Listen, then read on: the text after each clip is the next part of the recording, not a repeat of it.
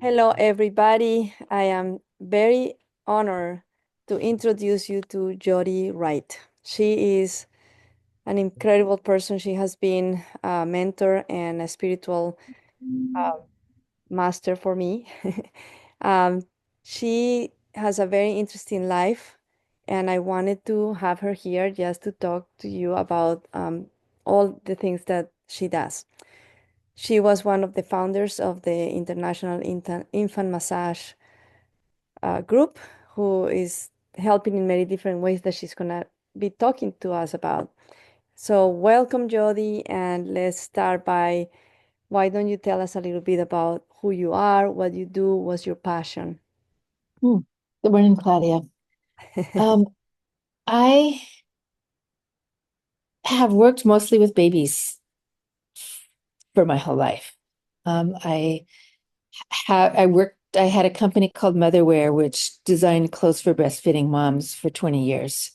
And it was a really fast-growing organization, and during a time when many mothers nursed their babies and were afraid to breastfeed in public, and found with the right clothing for doing nursing with their baby that things worked out great.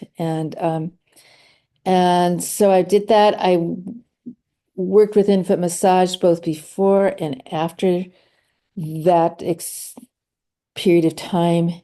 And I work with families right now, particularly through professionals who work with parents to teach them how to massage their babies so that they can learn to communicate better with their babies. They um, can um, it can help them with reducing postnatal depression. Um, it can just help make things move smoother in their life to have this intimate interaction with their baby.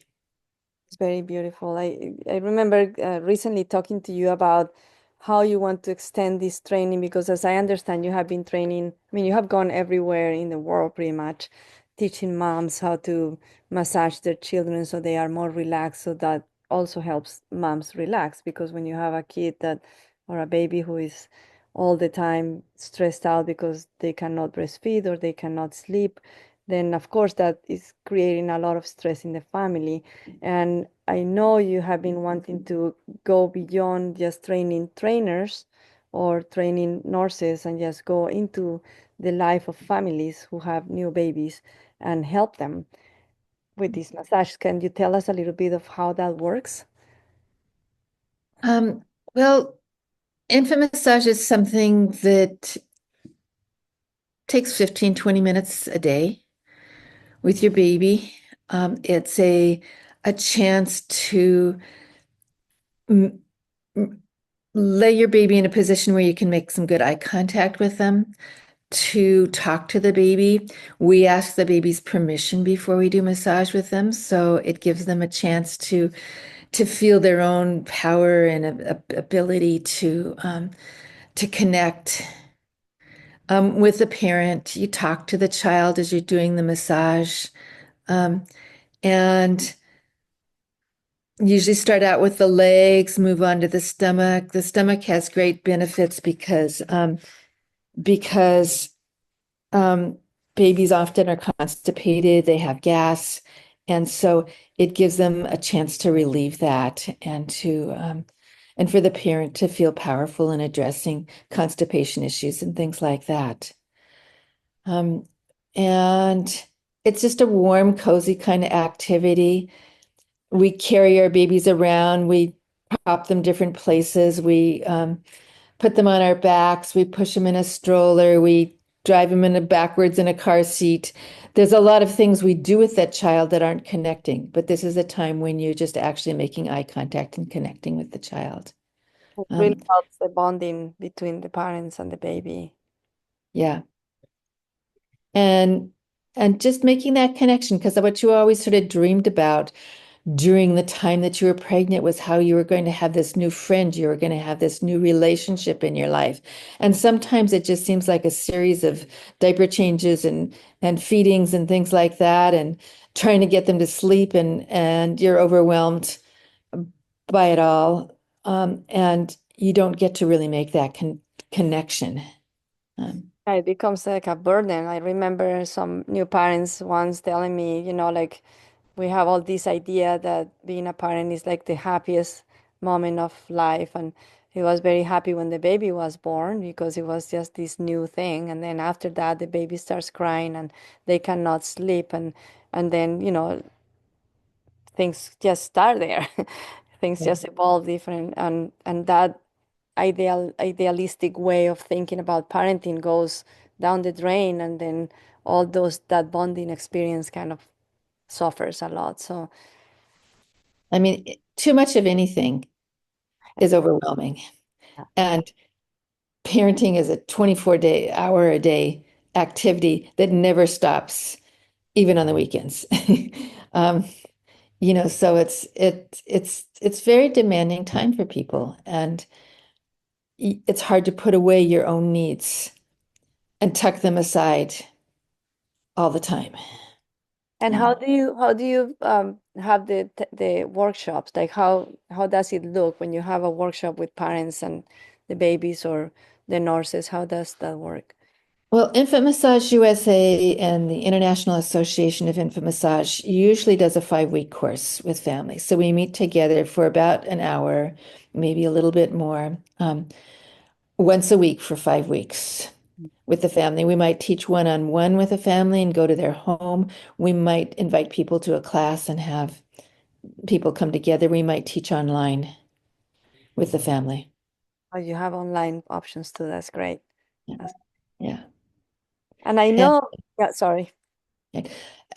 I, if there's people out there that have babies and are interested in taking classes, I do have classes that I offer through infantmassage.info website, um, particularly when I am teaching people to be instructors. We have a 3-day parent baby class as part of our 4-day instructor training Oh, that's that I very, lead. So people can come without charge for that oh, online. that's very good. That's a very nice service. Yeah. And I know, besides the infant massage, you have been teaching meditation and for a long time. So I know that that's part of that's a big part of what I want to spread because I know even though some people think that relaxation is just kind of going to the beach and maybe watch a movie, there is more to that. And meditation can be, you know, difficult, but it's one of those big relaxation strategies that I want to teach. So, can you tell us a little bit about that journey in your life? I've been meditating for a lot of years since I was in college. And I'm not going to say how many years ago that was. Um, but um, but I am celebrating my 50th wedding anniversary this week, so that puts it in perspective too.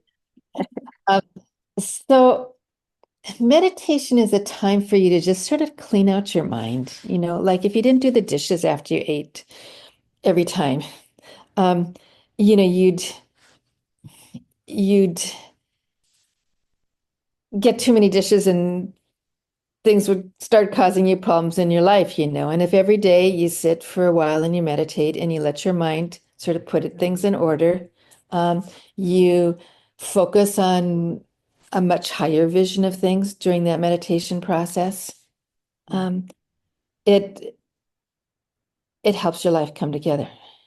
And I think that I was thinking about relaxing this morning in relationship to this discussion with you, Claudia. And I was thinking that in order to relax, we need to feel safe. And right now, it seems like the world isn't feeling like a very safe place. yeah, And so for a lot of us, it's hard to relax. yeah, Um, and one of the things that you have to do to relax is to change the way you're thinking about things. You absolutely. have to you have to see things from a positive point of view. Um, you can't enter into your life with sort of fear in your heart and be relaxed and happy because those things don't coexist with fear very well. Yeah. And as you think, so you feel, right? So, and as you feel, so you do, and then that's what you have, right? Like, thought is such a powerful, you know, friend or enemy, right? So if we allow ourselves to go into those dark places where we only think about what's bad and not the hope that there is, because there are many good things happening at the same time. So if we just concentrate on that negative aspect of our lives right now or anytime, right, we're not going to be able to get rid of those thoughts. Then sitting for meditation is going to be very difficult. So relaxation is going to be impaired. There's no way we're going to be relaxed. We're going to be more stressed out. What are your suggestions for people who struggle with meditating, with relaxing, with being able to kind of be with themselves for just a few minutes?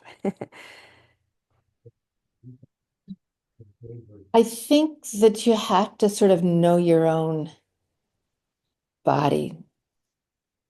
I think uh, I don't find meditation easy Oh, myself after so many 50 years. plus years of it. Um, my body tends to be restless. I tend to want to jump up and move around rather than sit still. So if you look at your own self and say, okay, well, how long can I sit? How can I get this time where I go into my mind and I think positive thoughts and I train myself to do this twice a day over the years. How, and and look at your practice personally and make it work for you. You get a teacher can give you the guidance of how to do something, but you have to apply it to yourself. You have to decide, where do I go from here? How can I make this work for me? If I'm supposed to be visualizing this or saying this or thinking this, what makes it real for me? What makes it work for me? And we develop that practice inside ourselves on Yeah, our own after we've talked to a teacher. yeah. One of the things that I usually recommend to people, so it doesn't become overwhelming, because my experience has been that many people stop meditating because they feel that I cannot sit there for 20 minutes and not think about anything. So, of course, the kind of meditation that I practice and you practice has a mantra, so you can give your mind something to think about, and that mantra has a feeling, an emotion, and it also has a meaning that will elevate our minds to a greater, you know, way of being. And I always say just start with 2 minutes, start with breathing, because even though people say, well, 2 minutes is not long enough, but when you sit there and you close your eyes for 2 minutes, 2 minutes feel like an eternity. And in 2 minutes, you can think about so many things, right? Like, oh, I have to get ready for work. I have to, get the kids ready. I have to do whatever it is that you need to do before you go and start your day, right? Because the idea is to do the meditation as early as possible before you start doing anything else, so your mind is as calm as possible. So I always tell them, just put your timer 2 minutes. That's all you need. And then when the timer is over, you don't do anything. Just go do whatever you need to do. No more meditation. And as you do this for days, you start finding that every day you do it, you can do it easily, like it's more easy every day. And then 2 minutes now they become too little. And then you're like, okay, I'm going to stay another 3 minutes or 5 minutes. And then that's how your practice continues to grow. And then when you least expect it, you're meditating 20 minutes, 30 minutes, 40 minutes, whatever it is that as you said, your body and your practice requires. So, yeah. Is that one of your advice to your students? Sure. Start where you're at. And also just be forgiving of yourself. Yeah. Don't don't don't demand so much of yourself that you feel guilty or bad or unsuccessful. Yeah. I think that we need to be a support for ourselves and a caring, friendly, accepting support for ourselves. Yeah. We have to start with ourselves, that's for sure. We our worst critics, that's for Yeah. sure. Jody, I want to just move the conversation a little bit towards that part of you that is an activist, because I know that has been a very big part of your life and your relationships. I know your husband is also an activist, and I would like to, if you want to share with us what it is that you believe, and like how is it going for you now? I, I think this is a discouraging time for me on the planet. Um, I feel like um, the political things that are happening right now are not building things up, but are destructive. And then I get a little frozen sometimes because I'm not quite sure what to do. Um, maybe um, pretty overwhelmed listening to the news and things like that. Yeah. I was thinking about sometimes the way one manages to continue to relax and to manage life is by not paying attention to media as much and instead focusing on the needs of people around them and the things that are priorities in their lives. So that's sort of the place I am at right now. Um, with things is trying to remember what my priorities are and focus on the people and the things that I'm doing around me. I think it's so important, just going back to that idea of what your thoughts are is where you live, right? That's your reality. And definitely the news right now are not the place to be. Okay.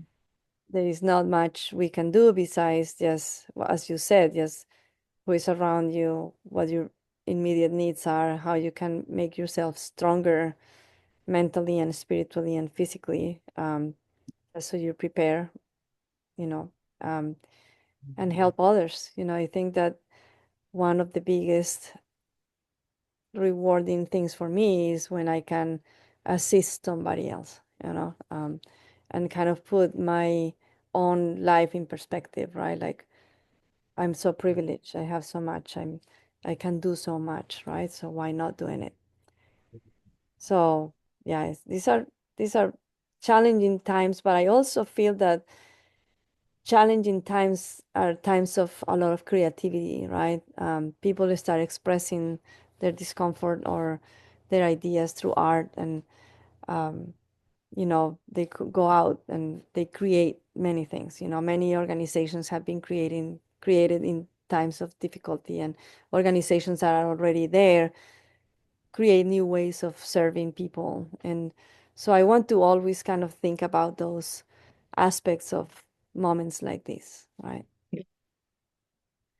And I think maybe turning towards people is important, that children, um, in my case, people that are younger than I am, Yeah. things like that, that's a good place for me to connect and to work on relationships.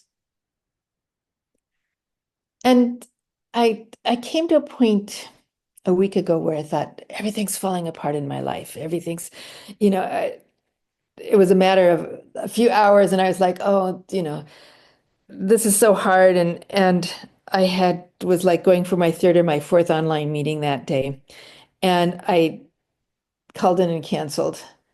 Just sent a note and said, sorry, something came up. I can't make it today.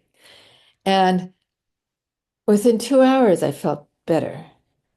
just not doing another thing that I didn't want to do at that moment, and instead asking, um,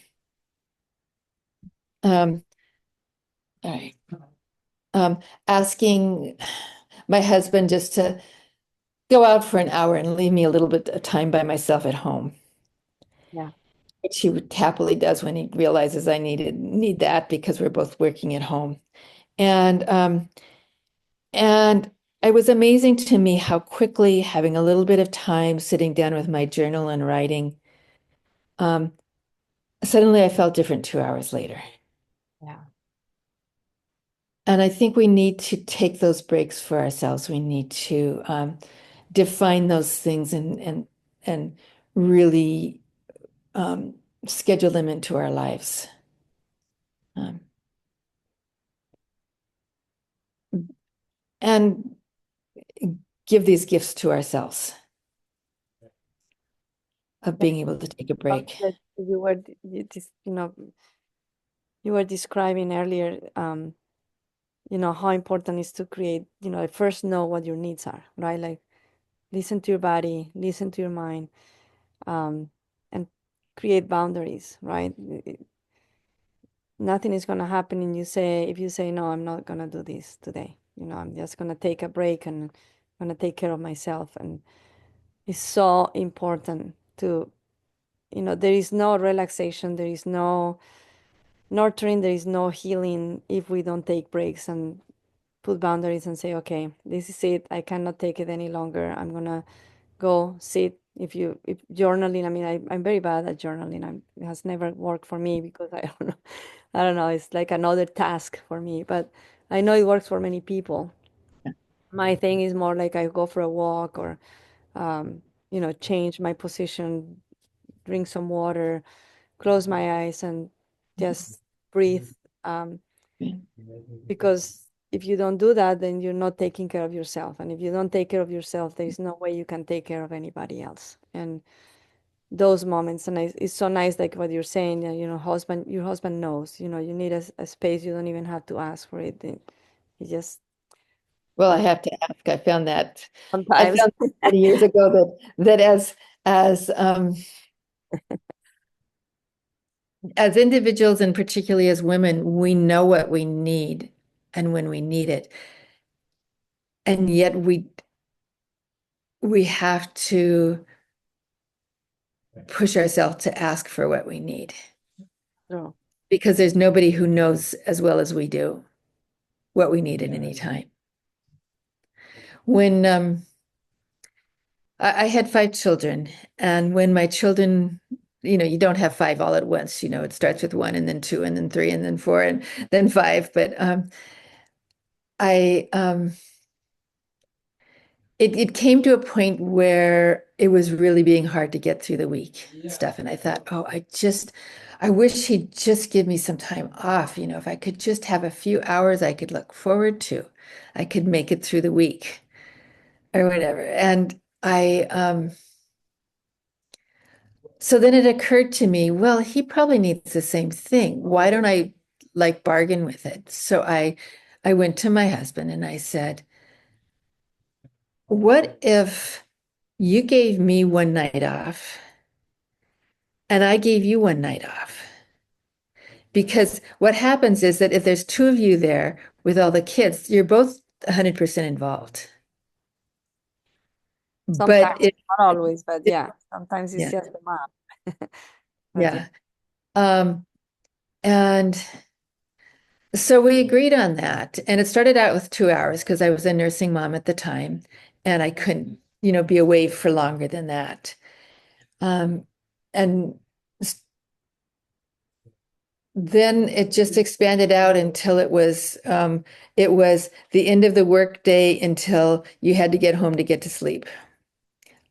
Either of us could take. And it made such a difference as long as I knew that on Tuesday nights I would have this time to myself. I could make it through the rest of the week. And Thursday nights, which is the night I gave him off, was well worth it because I, you know, I'd gotten my Tuesday night off. I could give up my, work completely full time on Tuesday night, take Thursday night taking care of the kids so that he could have his time off because it gave me my time off. Yeah. And then eventually over time, we we were fighting a lot and we were trying to find a counselor to work with, and we were looking for a counselor and not succeeding at um, finding somebody who could be with us at a time that we had a babysitter for the kids, etc. And we finally decided to go out to dinner with each other on Friday nights and hire a babysitter for about the same cost as our Absolutely. deductible would be on our insurance. And it made all the difference in the world to just have one night that we went out together. Yeah. So those times that you need to schedule them in if you have a family, and other people who you work with. Um, and that we still go out on Friday nights and our kids are gone, you know. Um, and not at home. We have grandkids now that we work with, but it's it just makes a difference to schedule those special times together. Yeah. Absolutely. Absolutely. So what do you do on those Tuesday nights? Oh, well, I don't do the Tuesday nights anymore, but on our Friday nights we go out, we still go out to dinner, take a walk. Yeah, but at that time when you had the Tuesday nights off, Oh, what was I would I would go to the gym. I would eat out usually at um, Whole Foods Market or something like that, where I didn't have to pay very much. And I could sit and I wrote in my journal because that to me is my therapy and my way of organizing myself and pulling things together. And so maybe I take a walk. I used to walk a lot, particularly when I had some teenagers that were challenging me. And I remember running into somebody I know, and he was saying, "Oh, what are you doing out walking at this time of night?" And I said, "Getting away from my kids," thinking. He says, "Ah, I understand." Oh, me too. So, It's good. yeah. Yeah. It's awesome. And so what do you think your activism is gonna be looking like now? Do you think it's something that you're gonna be continuing, or do you think you're gonna be more in the A quiet? lot of my work is with families, um, and I work with families that work with foster children. I work with um, a new area for infant massage in the last 2 years has been courts have been referring people to infant massage classes who are trying to prove their ability to take care of their kids. So maybe they've had their child taken away from them. They want to get their child back.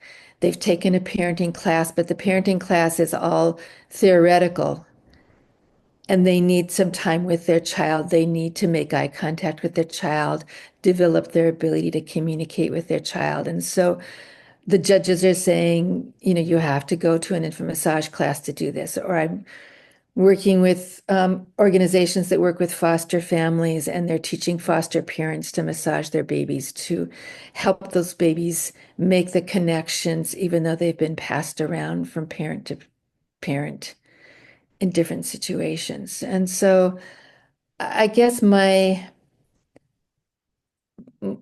feet on the ground kind of activism is with families and helping them deal with the world as it is right now. Homelessness, um, drug exposure for babies and things like that. Wow.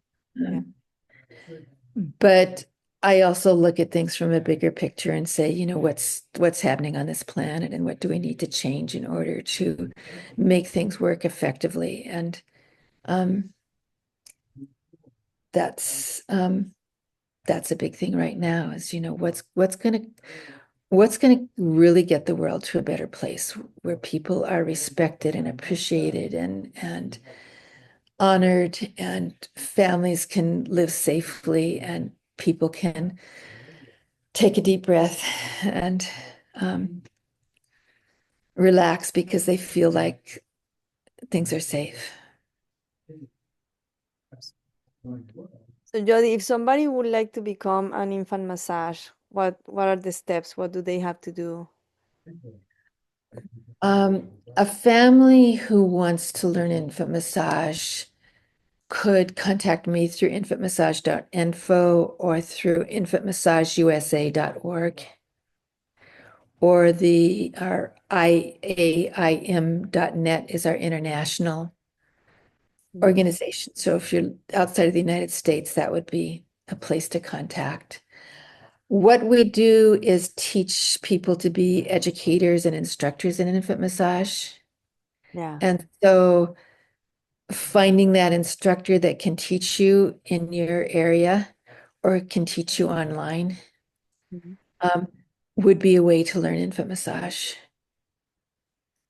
And if somebody wants to be an educator or an instructor and work with families, then they could take the 4-day training that's offered and certify as a certified educator of infant massage or a certified infant massage instructor internationally and work with families and teach families how to relax and enjoy their babies and communicate well with them. That's a pretty good service. And I, you have instructors all over the world, right? yeah, we do. That's great. And do you have a directory in the website that people can check if they have anybody close by? In Infant Massage USA, we have a directory. Internationally, you would have to contact that country to find your instructor there. What has been the place that you have visited to teach that has made a biggest impact in your life? Mm. Well, I've taught in many different areas. Um, Recently, I was looking at some of the pictures of teaching in Haiti, um, and saw this saw the families there that we had worked with, and it was really moving to work there with families. I've also taught in China and Taiwan and Costa Rica and Brazil, Ghana, Kenya. Wow, Um, so that's pretty amazing. this is yeah. Do you have any advice that you would like to give to anybody watching this interview on anything? I think I know that your work is on relaxation with families, and I was thinking through, how to really relax. You need to be organized, to have clarity, to have health and work towards health, balance in your life. There's so many things involved with relaxation. It's a fascinating field to work with, Claudia. Yeah. There are so many different aspects of it and so many different ways to get to that point of relaxation. But you're right. I mean, the basics are you have to first think about you and go for health, feed well, eat well, take. I always say, what is it that you're feeding your mind? What is it that you're feeding your body, right? And then go from there. Like, what strategies you have for because sometimes we don't have the time to just take a nap or relax in a long, we are in the middle of work and things are very stressful and what am I going to do, right? Well, get up, move out of the situation, take a breath, walk, you know, Mm. change the way you're thinking, catch yourself when you're thinking about something that is not giving you anything positive, right? So those are very important aspects of really getting to a point in which you can relax. So I'm trying to work on those aspects with people. So yeah. Thank you so much, Jody. This was Right. really, really interesting conversation, and I really appreciate your generosity giving us this time. I know you're busy and you're celebrating your anniversary, so thank you so much for being with us today. I really appreciate it. Thank you.